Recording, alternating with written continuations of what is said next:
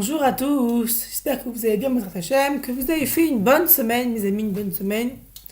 Et pour conclure cette magnifique semaine que nous avons passée tous, Baruch Hashem, on va dire un mot sur les parachutes. Shemot, Vaïra, Bo. Faisons attention, comme disait Paro, parce que les Juifs, peut-être, ils vont se venger sur nous, ils vont se multiplier, alors on doit les faire mettre en esclaves, les asservir. On se souvient de ça qu'on a lu par Shashmot.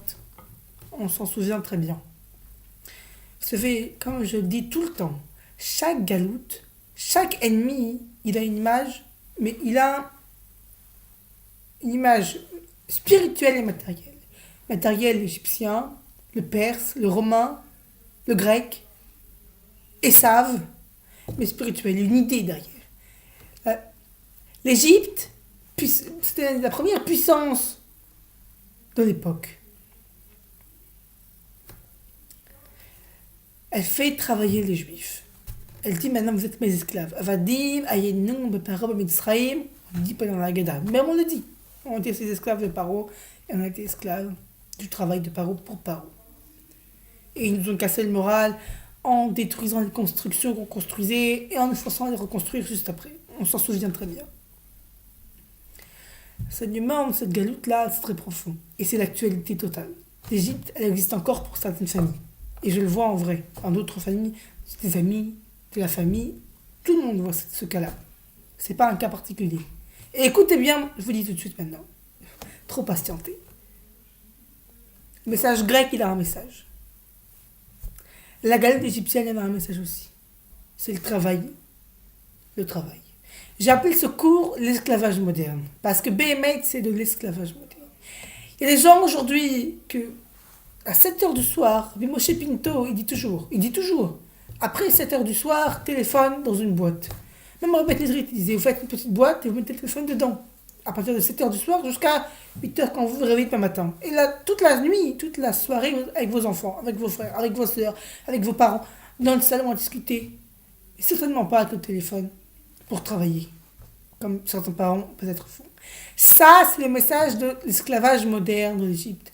L'Égypte, c'est l'esclavage moderne. C'est le travail, pour le travail, par le travail. C'est travailler pour travailler. Il y a des gens qui aiment travailler. Je ne dis pas qu'il ne faut pas aimer travailler. Il faut aimer ce qu'on fait. Il faut avoir la volonté de vouloir pour aimer. Parce qu'il faut aimer ce qu'on fait, il faut vouloir aimer ce qu'on fait. Mais il y a des limites.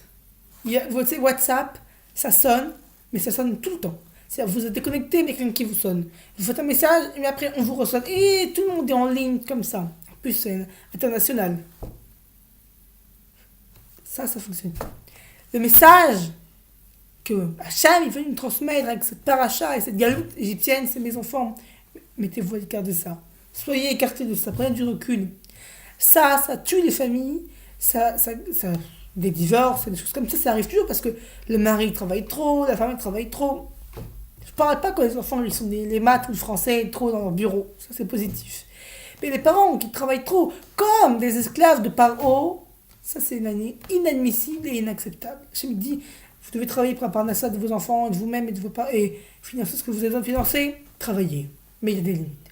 8 heures du matin, 7 heures du soir. Shabbat, on ne travaille pas. Yom Tov, on ne travaille pas. On ne parle même pas de travail. Les suites de conversation à Shabbat, ça doit être les nigunim qu'on doit chanter, ça doit être les Dvar Torah qu'on doit dire, tout ça, mais pas de travail.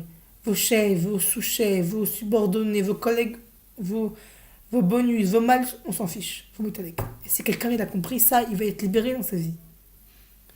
On a la chance d'avoir le Shabbat où on a l'écart, mais là je vous dis, plus encore, soyez pas esclaves de vous-même.